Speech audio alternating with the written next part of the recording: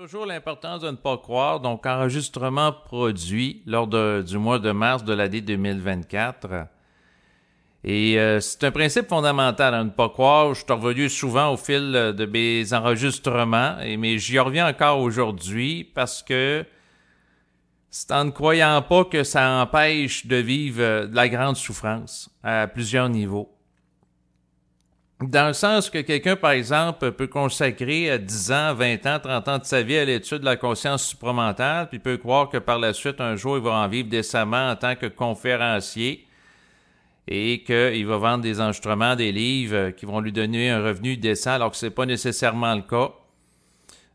Quelqu'un peut étudier pendant plusieurs années la bourse puis croire que s'il met en vibration réellement par les plans de la lumière pour étudier ça, c'est parce qu'à un moment donné, il va en vivre puis ça va être rentable, il va avoir un retour.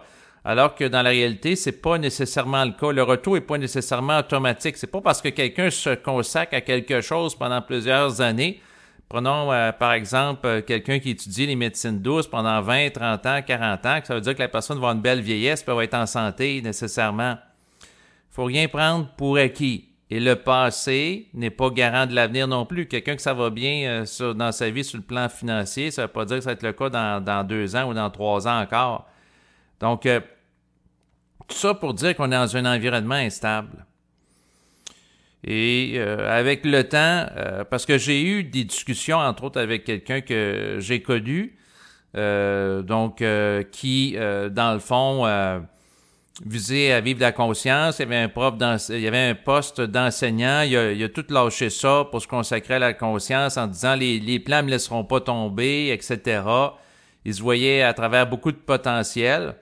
Et dans les faits, oui, il y avait du potentiel il a fait des conférences pendant un certain nombre d'années, il a arrêté son emploi d'enseignant, puis par la suite, il n'a jamais été capable d'en vivre décemment. Et sa condition financière s'est dégradée. Pourquoi? Parce qu'il ne faut pas se fier au plan de la lumière pour nous faire vivre. Et le point que j'en viens, c'est la même chose pour quelqu'un qui étudie la bourse pendant plusieurs années, ou les médecines naturelles ou d'autres choses. Donc, il ne faut pas se fier sur les forces qui vont être là pour nécessairement nous soutenir. Et ça, c'est très difficile comme principe.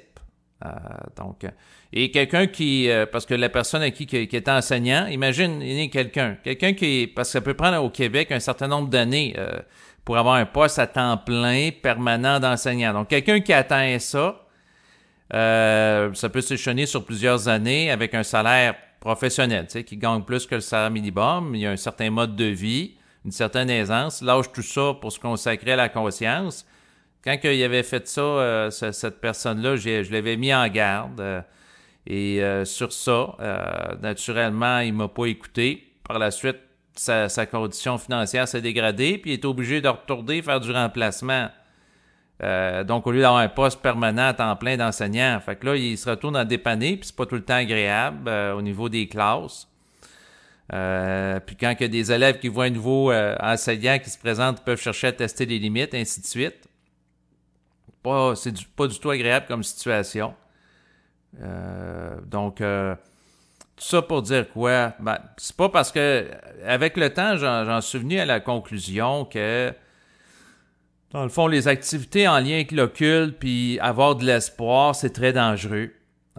Parce qu'il y a des gens qui, en lien avec ça, ils peuvent sombrer dans la dépression puis éventuellement devenir suicidaires si on des attentes. Donc, quelqu'un qui lâche son travail ou qui se consacre à la conscience ou se consacre à la bourse ou à l'étude des soins énergétiques. Puis si par la suite, la personne met toutes ses énergies là-dedans, tous ses espoirs, et par la suite, dans le fond, ça débouche pas sur quelque chose qui lui permet d'avoir un revenu décent en termes de nouvelles activités professionnelles, la personne souffre beaucoup. Ça peut être très déstabilisant pour elle. Elle peut se sentir abandonnée, elle peut se sentir trahie, ainsi de suite.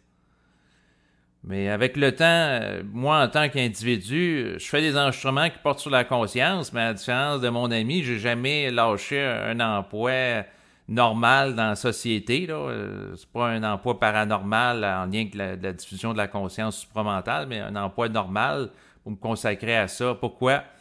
Parce que, dans le fond, j'essaie d'être pragmatique, d'être pratique, à regarder les faits. Comme l'ami, avant qu'il lâche son travail normal, j'ai dit, écoute, le nombre de personnes qui vont à ta conférence, le nombre de ventes d'enregistrements n'augmente pas avec le temps. Donc, tu n'as pas de signal de retour d'output de l'environnement, comme de quoi que tu es supporté par le public d'êtres humains ou les plans par rapport à ça. Puis il dit non, non, je vais me consacrer à ça. Puis il canalisait, puis plus qu'il canalisait, plus qu'il disait à un moment donné, tu vas en vivre. À un moment donné, ça va lever, à un moment donné, ça va lever, mais ça a jamais levé finalement. Donc, on peut se faire manipuler par les plans. Et l'enregistrement, pourquoi que je fais ça aujourd'hui, c'est une mise en garde pour pas partir en peur. Et ce que je dois dire avec le recul, dans le fond, tu sais, je repense à un emploi que j'avais fait il y a quelques années. Bon, ben, dans mon emploi, il fallait que je nettoie le plancher, il fallait que je nettoie autour des toilettes. Puis cet emploi-là, quelqu'un peut dire, ben là, c'est pas un emploi à la hauteur de tes connaissances, compétences. Ouais, mais il m'a donné un salaire régulier. Donc, finalement, au niveau pratique, c'est plus intelligent des fois de faire un emploi qui n'est pas nécessairement de diffuseur de la conscience ou quelque chose qui peut être un peu plus valorisant pour l'ego, mais qui donne un salaire qui permet de fonctionner. Puis ça m'avait appris quelque chose aussi, parce que dans le fond, j'étais à un endroit où il y avait un centre de location, je m'interagir avec les gens, je faisais de la location, entre autres, il y avait des patins, des skis. Donc, je trouvais ça agréable. Puis, à un moment donné, ben, j'avais changé d'employeur. Puis, l'employeur a dit, ben là, écoute, il va falloir que tu fasses aussi le ménage. Parce que l'autre employeur, dans le fond, je dis, non, ça me tente pas. Je veux juste interagir avec les gens. Puis, l'autre a dit, ben, c'est à prendre, c'est un tout, c'est à prendre ou à laisser. C'est-à-dire, j'interagis avec les gens, service à la clientèle, puis le ménage aussi. Si c'est tout ou rien, là, finalement, j'ai accepté de faire du ménage. Puis j'ai été convenablement rémunéré pour ça, etc. Mais je lisais des livres en même temps à temps perdu sur la conscience. Mais le point que je voulais faire, c'est des fois, il vaut mieux avoir un emploi normal avec des assez solides dans la société que de faire le grand bond puis se ramasser dans le vide. C'est ça le point que je veux faire. Sinon, j'ai eu la chance de discuter il y a quelques jours avec quelqu'un qui, dans le fond, a été militaire pendant plusieurs années. Et il n'était pas nécessairement bien là, mais il a fait tout son temps pour avoir droit, dans le fond, à la retraite, donc le fonds de pension. Aujourd'hui, il a reçu un montant d'argent tous les mois là, des forces armées parce qu'il est retraité. Et là, dans le fond, moi, ce que je trouve intéressant par rapport à lui, c'est que là, aujourd'hui, il vit d'une manière ouverte. Quand il était dans les forces armées, c'était un homme, il a changé de sexe, il est devenu une femme.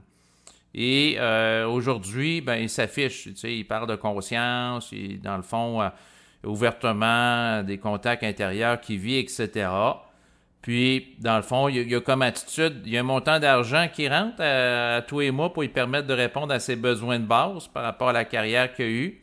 Et là, son but dans la vie, c'est de faire ce qu'il aime. Et je trouve ça intéressant parce qu'il y a un support financier. Puis, c'est ça, s'il veut s'afficher dans un milieu de travail comme étant transsexuel, dans le fond, si ça fonctionne, tant mieux. Si ça fonctionne pas, il y a toujours son revenu des forces armées. Donc, je trouve ça intéressant comme démarche parce qu'il y a une assise solide.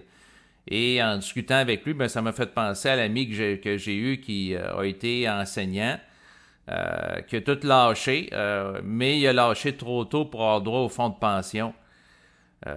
Tandis que s'il avait continué à être enseignant jusqu'au moment de sa retraite, qui lui donnait un revenu décent, puis par la suite, une fois retraité, il parle de conscience. Ou il fait ça en parallèle, tout simplement. Il continue ça en parallèle plutôt que de se garrocher là-dedans, alors que le public n'a pas été au rendez-vous, ni les plans pour lui donner un support financier. Fait que ce qui restait à vivre, c'était une dégringolade financière. C'est-à-dire toutes les économies qu'il y avait ont diminué, puis il s'endettait. Donc, c'est vraiment un problème. Sinon, je pense, des fois, les gens, pour des raisons d'orgueil, comme il y a quelques mois, j'avais discuté avec quelqu'un, c'était dans le coin du mois de novembre, j'ai rediscuté récemment, il y a des problèmes financiers, il n'y a pas d'argent qui rentre. J'ai dit, fais une demande d'aide de dernier recours ici au Québec, ce qu'on va appeler l'aide sociale. La personne dit, non, moi, je suis pas quelqu'un comme ça, je veux pas vivre au crochet de la société, etc. Donc, un certain orgueil. J'ai dit, ouais, mais si tu fais pas de demande, puis ta condition financière continue à se dégrader, dans le fond, tu risques d'être déprimé dans les prochains mois, tu sais, si t'as pas d'argent qui rentre, etc. Tu risques d'être plus stressé, tu sais, son moral risque de se dégrader davantage. Naturellement, j'y ai reparlé récemment, puis il est encore plus stressé qu'il pouvait l'être, son moral se dégrade davantage. J'ai dit, à ce moment-là, tu pourrais faire une demande d'aide de dernier recours. Bien entendu, la personne m'a pas écouté. Moi, j'ai dit ce que j'avais à dire. Et ce qui est important de savoir aussi, c'est que si quelqu'un fait une demande d'aide de dernier recours, ici au Québec, la personne a le droit d'avoir, par exemple, une certaine quantité d'argent en REER, régime épargne retraite, donc quelques années. Là, il faudrait vérifier avec les chiffres actuels en 2024, mais quelqu'un pouvait avoir droit jusqu'à 60 000 de placement pour pas tout perdre si la personne fait une demande de dernier recours. Puis ensuite, pas avoir le goût de travailler parce que la personne va dire, ben à quoi ça sert de travailler si j'ai tout perdu mes actifs. Tandis que là, ça donne quand même une marge pour pas perdre tous les placements, investissements financiers que la personne pouvait avoir jusqu'alors. Fait que c'est quand même bien au niveau du système par rapport à ça. Puis sinon, son compte bancaire n'est pas obligé d'être à zéro. Il peut avoir un certain montant d'argent dans le compte.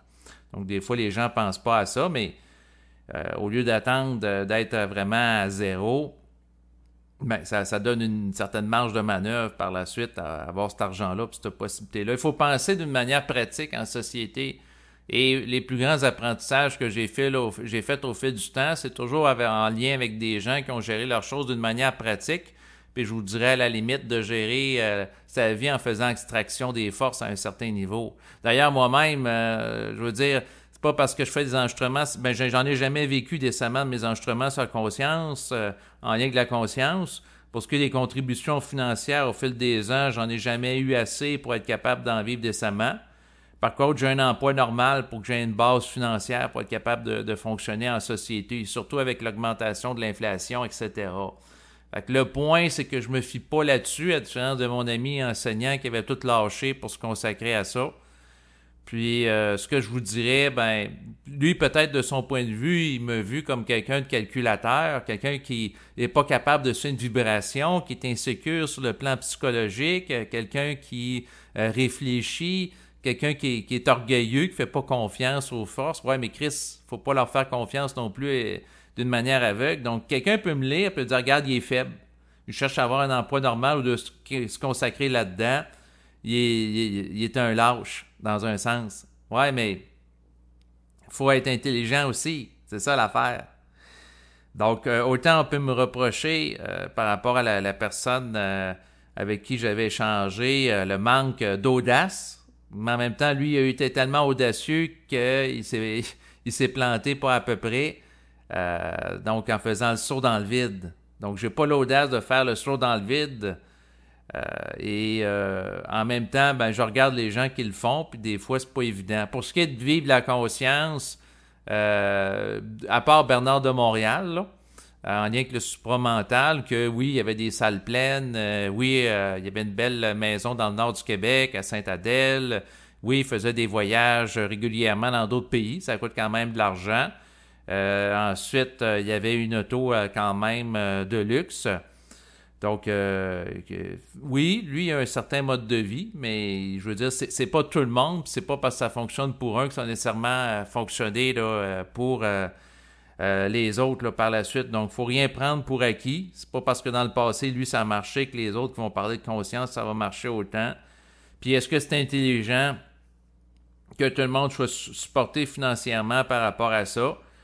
Dans le sens que si quelqu'un se réfléchit en tant qu'initié, puis est supporté financièrement, ben on peut en faire un gourou en potentiel ou quelqu'un d'extrêmement dominateur, c'est pas totalement ajusté. Puis les gens totalement ajustés qui se conscientisent, qui sont pas des êtres transitionnels, est-ce qu'il y en a tant que ça? C'est la question à se poser. Donc, tant que l'ego a des failles, le fait d'être en puissance, ça peut être un danger pour lui ou pour les autres. Mais là, si on attend que l'ego ait plus de failles pour être en puissance, ça peut être problématique aussi comme situation. Tout ça est délicat. Mais pour en venir à l'esprit de l'enregistrement d'aujourd'hui, ce que je dis aux gens, ben, moi, je suis de l'avis que, dans le fond, ben, si on prend par exemple la bourse, tu as des gens qui veulent étudier, ils vont étudier la bourse pendant 1 an, 2 ans, 5 ans, puis là, ils pensent que s'ils étudient la bourse, qu'ils vont nécessairement en vivre décemment. C'est pas nécessairement le cas, c'est pas automatique. Donc, c'est comme, comment dire, c'est comme d'autres choses. Et puis pour ce qui est des gens qui étudient la conscience avec la bourse, si vous me trouvez quelqu'un qui est devenu, avec une conscience supramentale, multimillionnaire en étudiant la bourse, puis en faisant des placements en suivant une vibration, tenez-moi au courant. Vous m'enverrez les coordonnées en bas de l'enregistrement, là. Donc, quelqu'un multimillionnaire pendant plusieurs années, là, pas quelqu'un qui a fait un coup de chance, là. Vous me tiendrez au courant. Mais pour l'instant, j'ai l'impression que ça ne fonctionne pas comme ça. Puis il faut être humble dans la vie. Donc, comme moi, par exemple, j'ai décidé de ne pas écrire des livres parce que je sais que ça ne se vend pas. J'ai rencontré au fil des ans plein de conférenciers qui ont écrit des livres qui ne s'en vendaient pas. Puis dans certains cas, ça donnait place à des situations extrêmement humiliantes pour l'ego. Prenons par exemple quelqu'un qui se ramasse avec plein de livres invendus dans des caisses. Fait que soit que la personne les donne à un comptoir des infortunés, soit la personne les jette. Puis là, il y en a un qui les avait brûlés. Mais ce qui était drôle puis pas drôle en même temps, c'est que dans son cas, c'était pas ses opposants idéologiques qui brûlaient ses livres, c'était lui-même. Parce que dans l'Allemagne nazie, il y avait des autodafés, c'est-à-dire qu'ils rassemblaient des livres avec des gens qui avaient une pensée à l'encontre du nazisme ou des livres de juifs qui mettaient en feu. À ce moment-là, c'était pour neutraliser l'opposition, tandis que là, c'est quelqu'un qui a un surplus de livres puis il est obligé de les brûler. Et faut être capable d'être humble dans le sens que je dois reconnaître que si j'ai écrit un livre, ce qui vaut plus cher aux yeux de la population, c'est pas mon livre, mais c'est plutôt le papier de toilette que le papier de livre, parce qu'avec le papier de toilette, tu peux t'essuyer pour faire caca. Tandis qu'avec le livre, c'est moins confortable. Donc, ça a plus de valeur. C'est ça, il faut être extrêmement pragmatique dans sa lecture. Donc, moi, ce que je dirais, vaut mieux quelqu'un qui fait un emploi normal. J'ai beaucoup plus, comment dire, je trouve que c'est plus pertinent d'être inséré en société avec un emploi normal, même s'il n'est pas nécessairement à la hauteur de ses compétences, que de vouloir rayonner socialement dans un rôle d'initié et à quelque part de se ramasser dans une situation problématique au niveau financier, de ne pas être reconnu, etc., puis de ne pas vivre de trucs qui sont rentables. Donc, dans l'affaire de composer avec l'intelligence ou de la vibration, il faut être extrêmement vigilant. Il faut être attentif. Puis moi, où ce que j'en suis à l'âge de 43 ans, je crois pas honnêtement que quelqu'un puisse, dans le contexte présent, là, vivre décemment là, par rapport à faire des conférences sur la conscience ou faire des placements boursiers là, journaliers, là, puis devenir multimillionnaire avec ça, avec facilité. Là. Je suis très sceptique par rapport à tout ça. Je dis pas que c'est impossible, mais je suis très, très sceptique. Même chose pour quelqu'un qui fait des soins énergétiques ou des soins de santé, là. Je suis très, très sceptique là, que ça fonctionne tout le temps puis que la personne est en contact avec des entités qui permettent automatiquement des guérisons immédiates. Là. Je suis très, très, très sceptique. Puis, tout ça pour dire quoi? Ben, c'est le discours de l'importance de la conscience critique que je ramène ici à travers mon propos. Tout simplement, méfiez-vous. Moi, je suis de l'avis qu'il faut avoir des assises solides sur le plan physique. Et à mon avis, dans le fond, il vaut mieux faire quelque chose qui permet de fonctionner en société, même si à un certain point de vue, c'est aliénant. Prenons par exemple le prof qui répète tout le temps les mêmes choses, ou la personne fait du transport par camion d'un point A à un point B, ou la personne qui fait du ménage. Mais si ça permet à la personne de vivre décemment, sur le plan pratique, c'est plus intelligent que de faire quelque chose, prêcher la bonne parole de la conscience, pour que ça soit pas rentable. C'est la conclusion que j'en viens aujourd'hui. Je ne dis pas que les choses vont changer avec le temps, mais c'est le constat que j'en fais. Sinon, je voulais vous ramener sur le piège fondamental de l'ego qui se réfléchit, qui va dire, les autres, ça fonctionne pas, mais moi, ça va marcher parce que je suis plus intelligent que les autres, je suis plus conscient, je suis plus initié, je suis plus ci, je suis plus ça. Puis puis les autres se démunissent. Moi, j'ai plus intégré, moi, j'ai plus souffert. Donc, si la personne cherche à se donner une identité à travers la souffrance, le fait qu'elle fait des apprentissages sur un paquet d'années en lien avec la conscience, qu'elle est plus outillée, etc., ce que je dis, c'est que la personne, si elle se réfléchit en tant qu'ego par rapport à ça, elle peut se piéger elle-même puis faire fausse route. Puis c'est un cercle vicieux parce que, prenons par exemple la personne qui écrit un livre. Puis là, elle dit plus que je vais écrire de livres, plus qu'à un moment donné, ça va fonctionner. C'est un petit peu comme la personne qui joue à la loterie puis aux machines à sous. Plus qu'elle met de l'argent dans la machine, puis elle perd, plus qu'elle dit, ben là, je vais continuer à jouer avec la même machine parce qu'à un moment donné, il va bien falloir que je gagne, puis l'argent va ressortir. C'est juste une question de temps. Mais c'est pas parce que quelqu'un, plus que la personne s'investit dans quelque chose, que cette chose-là va lui donner nécessairement un retour. C'est pas nécessairement proportionnel. Faut sortir de cet esprit-là. Puis cet esprit-là qui garde des gens naïfs, branchés, connectés à une machine à sous pendant plusieurs heures. Puis là, la personne dilapide toutes ses payes là-dedans, puis elle dit, ben, à un moment donné, elle va me redonner de l'argent, j'en ai tellement donné. Il n'y a pas nécessairement d'équation mathématique comme ça qui fonctionne. C'est, à mon avis, la même chose par rapport à différents d'autres éléments dans notre vie. Puis, il ne faut pas avoir de l'espoir par rapport à l'avenir, par rapport à ce qu'on fait. Quelqu'un, par exemple, peut passer 40 ans à étudier la santé ou à étudier la bourse, peu importe quel sujet, puis se ramasser en situation difficile. Il n'y a pas nécessairement une corrélation linéaire. La vie est complexe. La vie peut être très pénible et difficile pour beaucoup d'êtres humains, ce qui fait que faut se protéger de la vie à un certain niveau. Donc, en ayant une intelligence pratique, puis de reconnaître sur le plan pratique avec des observations concrètes qu'est-ce qui fonctionne ou qui fonctionne pas avec les gens. Malheureusement, les gens, comment dire, il y a des gens qui ont de l'espoir, tu sais, ils vont dire, ah ben, ouais, là, dans 10 ans, dans 20 ans, les gens vont s'intéresser à la conscience, je vais pouvoir vivre décemment, de donner des conférences, mais c'est pas nécessairement le cas. Même chose pour les inventions. Récemment, quelqu'un me partageait quelque chose par rapport à un moteur à eau.